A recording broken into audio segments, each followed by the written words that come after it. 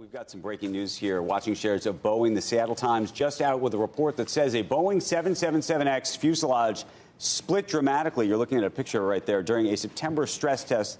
The stress test took place, I should say, on the ground, just so we're all clear. Boeing hasn't disclosed details of the test, but this photo obtained by the Seattle Times shows the extent of the damage was greater than previously disclosed. The fuselage skin ripped wide open just behind the wing. We want to get to Phil LeBeau, who has some context on how these stress tests take place. There is some now color in the article about how this seemed to take place and what happened here, Phil.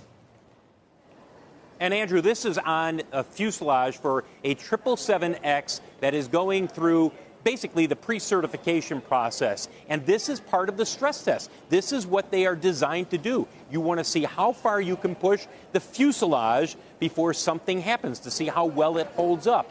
It's my understanding, based on reading this article, that this fuselage was pretty much close to the threshold of what is expected.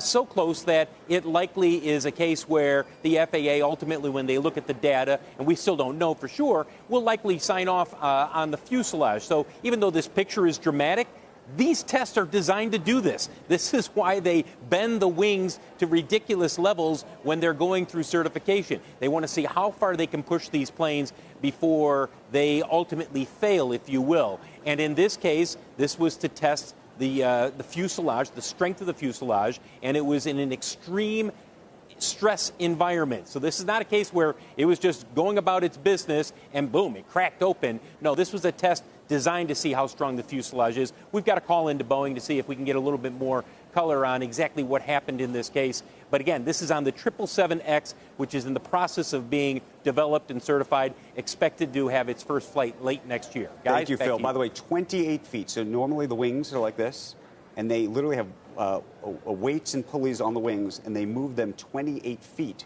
off of where they're supposed to be. The most extreme typically is 9 feet, a wing moving. I'm sorry, I'm not the plane, but I'm trying to be the plane, and that's what happened.